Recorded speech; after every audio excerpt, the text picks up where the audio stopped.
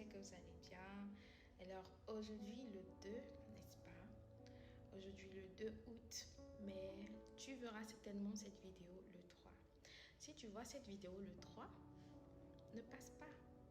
Le Seigneur a un message pour toi. Si tu vois cette vidéo le 3, reste accroché à cette vidéo jusqu'à la fin parce que le Seigneur a certainement un message pour toi. On va lire ce verset qui dit dans le livre de Proverbes 3, versets 5 à 6, il dit « Confie-toi en l'Éternel de tout ton cœur. Ne t'appuie pas sur ta sagesse. Reconnais-le dans toutes tes voies et il aplanira tes sentiers. » Ça te dit quelque chose, n'est-ce pas? Ne t'appuie pas sur ta propre sagesse. N'essaie pas de comprendre les choses de toi-même. Pourquoi ça c'est comme ça? Pourquoi ça c'est comme ça? Pourquoi Dieu n'a pas permis ça? Et puis tu commences à réfléchir. Ça veut dire peut-être ça. Ça veut dire que c'est ça. C'est-à-dire tu essaies de trouver des solutions toi-même. Et puis tu tires des conclusions sur des choses que Dieu n'a pas dites.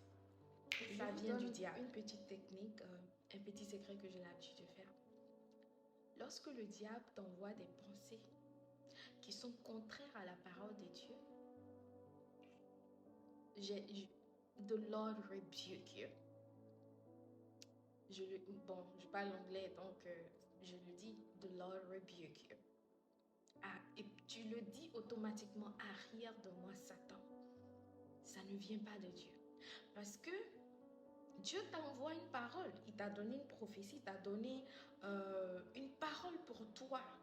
Mais les circonstances peuvent te faire douter.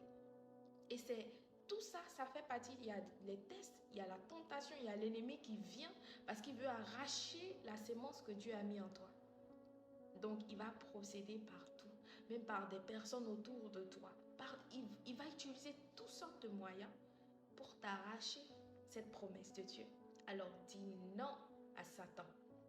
Arrière de moi, Satan. D'accord? Et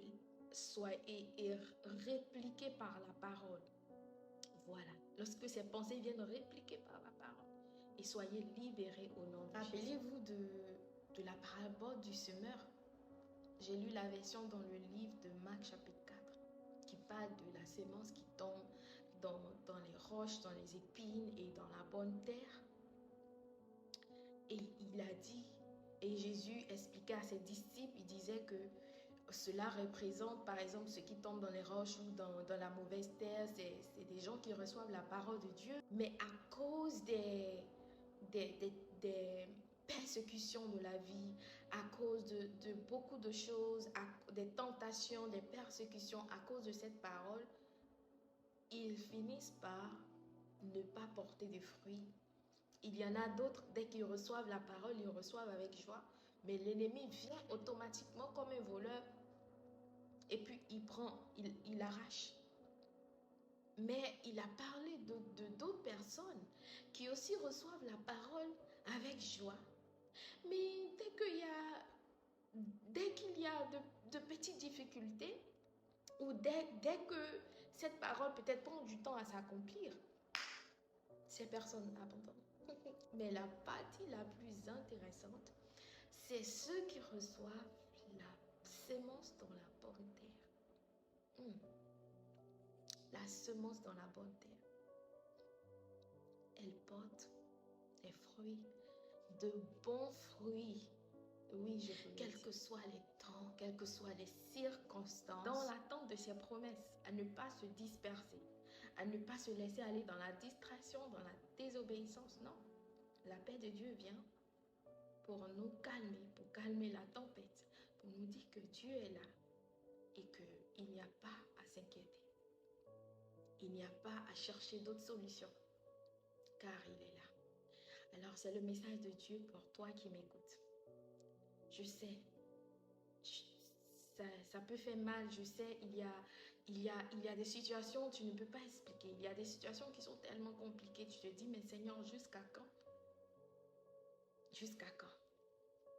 Tu veux un miracle là maintenant, mais le Seigneur me charge de te dire, de le laisser être Dieu dans ta vie. Oui, être Dieu dans ta vie. Il y a un temps pour toutes choses. Il y a un temps pour les pleurs, mais il y a aussi un temps pour rire. Alors ne pense pas que ce temps de pleurs où la nuit va durer tous les jours. Non, le soleil va se lever. Et Dieu veut que tu restes à ta place. À ta place. Dans l'humilité, dans la crainte de Dieu, dans l'obéissance de Dieu, dans la paix de Dieu, dans la joie de Dieu. Reste là, reste caché en lui et laisse-le faire tout ce qu'il a décidé de faire pour ta vie. Je veux prier maintenant pour quelqu'un. Je prie que la paix de Dieu qui surpasse toute intelligence garde ton cœur et ta vie en Jésus-Christ et tes pensées en Jésus-Christ. Je prie que Dieu te protège, qu'il veille sur ta famille. Je prie que Dieu réalise ses promesses pour ta vie. Alléluia.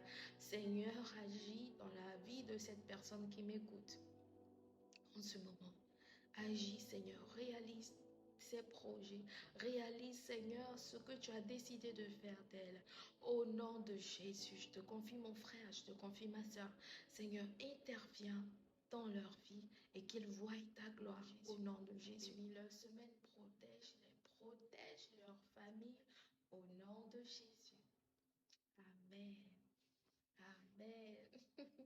Alors, je vous souhaite une très bonne semaine et que Dieu soit avec vous. Bisous.